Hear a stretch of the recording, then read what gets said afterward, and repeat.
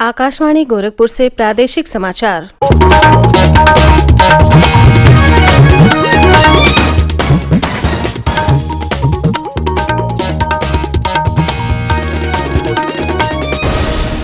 नमस्कार, समाचार बुलेटिन के साथ मैं सोनी निगम। पहले मुख्य समाचार। राष्ट्रपति रामनाथ कोविंद ने कल लखनऊ में भारत रत्न डॉक्टर भीमराव आम्बेडकर स्मारक और सांस्कृतिक केंद्र का किया शिलान्यास। कहा, हमारी वास्तविक सफलता बाबा साहेब के सिद्धांतों पर आधारित राष्ट्र का विकास करने में है। मुख्यमंत्री योगी आदित्यनाथ ने कहा, कोविड से बचाव के लिए टीकाकरण ही सर्वोत्तम सुरक्षा कवच। प्रदेश में नए वायरस के परीक्षण के लिए बढ़ाई जा रही है जीनोम सीक्वेंसिंग की सुविधा। प्रदेश पुलिस ने ट्विटर इंडिया के 2 वरिष्ठ अधिकारियों के खिलाफ सोशल मीडिया प्लेटफॉर्म पर भारत का गलत मानचित्र अपलोड करने पर दर्ज की प्राथमिकी। और प्रदेश में कोरोना संक्रमण से स्वस्थ होने की दर 98.5% से अधिक हुई। पिछले 24 घंटों में सामने आए केवल 174 नए मामले।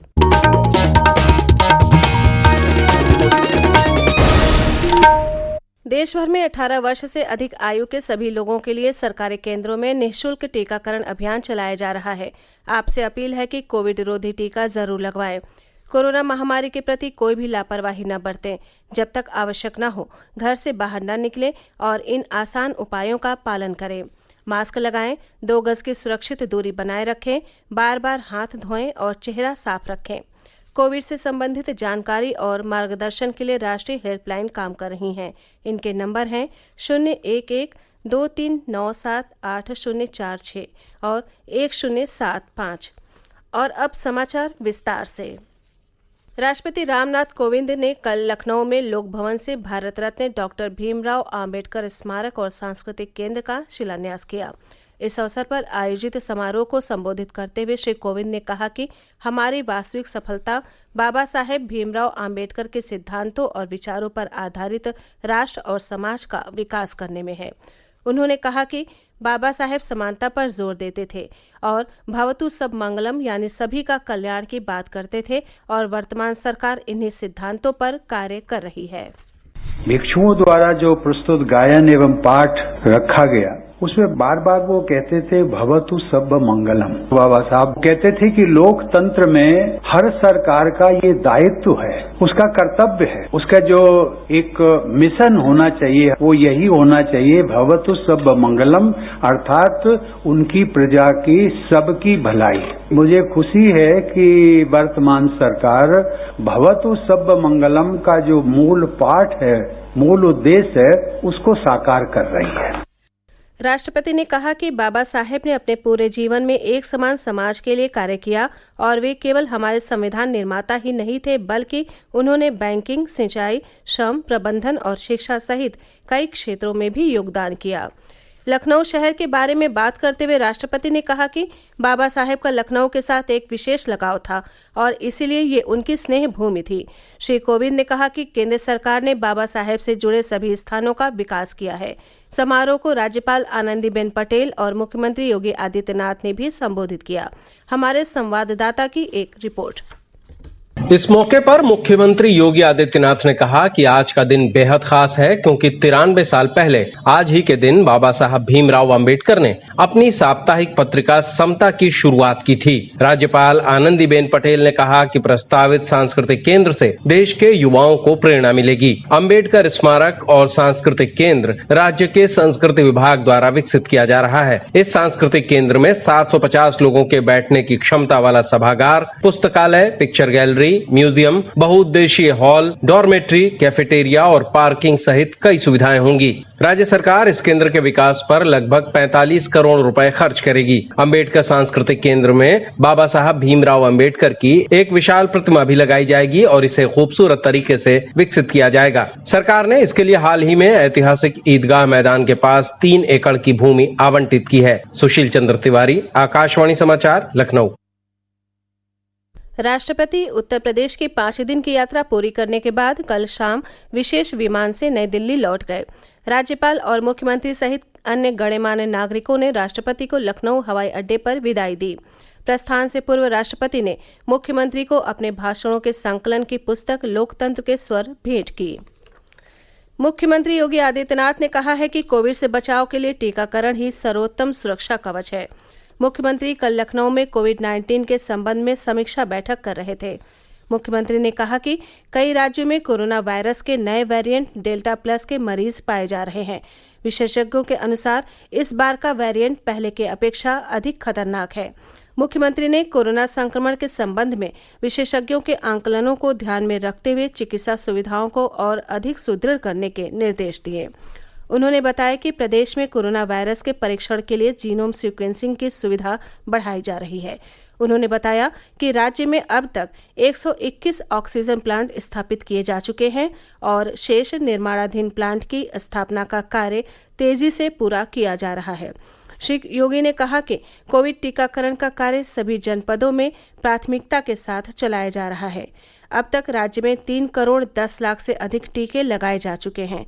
उन्होंने कहा कि कोरोना संक्रमण की स्थिति प्रदेश में प्रतिदिन बेहतर होती जा रही है, लेकिन अभी अतिरिक्त सतर्कता और सावधानी बरतने की जरूरत है। ये समाचार आप आकाशवाणी गोरखपुर से सुन रहे हैं। ये समाचार बुलेटिन हमारे YouTube channel AIR news Gorakhpur और ट्विटर हैंडल AIR News_GKP पर भी उपलब्ध है। प्रदेश पुलिस ने सोशल मीडिया प्लेटफॉर्म पर भारत का गलत मानचित्र अपलोड करने पर ट्विटर इंडिया के 2 वरिष्ठ अधिकारियों के नाम प्राथमिकी दर्ज की है। प्राथमिकी में ट्विटर इंडिया के प्रबंध निदेशक मनीष माहेश्वरी और न्यूज पार्टनरशिप अमृता त्रिपाठी का नाम शामिल है। इन दोनों पर सूचना प्रौद्योगिकी अधिनियम की धारा 505(2) के तहत आरोप लगाए गए हैं। प्रवीण भाटी की शिकायत पर बीती 28 जून को बुलंदशहर जिले के खुर्जा नगर पुलिस थाने में ये FIR दर्ज की गई। ट्विटर ने इस मानचित्र में केंद्र शासित प्रदेश लद्दाख और जम्मू कश्मीर को भारत से अलग दिखाया था। बाद में ट्विटर ने ये मानचित्र हटा लिया। प्रदेश में कोविड की स्थिति प्रतिदिन बेहतर होती जा रही है। अब अपर मुख्य सचिव चिकित्सा एवं स्वास्थ्य अमित मोहन प्रसाद ने बताया कि पिछले 24 घंटों में कोरोना संक्रमण के 174 नए मामले सामने आए हैं।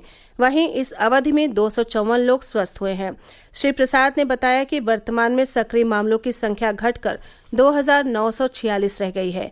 दैनिक पॉजिटिविटी दर 0.1% से भी कम है, जबकि रिकवरी दर 98.5% से अधिक है। उन्होंने बताया कि प्रदेश में अब तक 5 करोड़ 75 लाख से अधिक कोविड टेस्ट हो चुके हैं। कोविड-19 की स्थिति में सुधार को देखते हुए प्रदेश के सभी सरकारी कार्यालय अब 100% कर्मचारियों की उपस्थिति के साथ खुलेंगे। मुख्य सचिव राजेंद्र कुमार तिवारी ने इस संबंध में दिशा निर्देश जारी कर दिए हैं। मुख्य सचिव ने कहा कि सभी कार्यालयों में कर्मचारी sanitization, face mask, social distancing व अन्य सुरक्षात्मक उपायों का पूरा ध्यान रखेंगे। त्रिस्तरीय पंचायत सामान्य निर्वाचन 2021 में प्रदेश के 22 जनपदों में जिला पंचायत अध्यक्ष निर्विरोध निर्वाचित हुए हैं।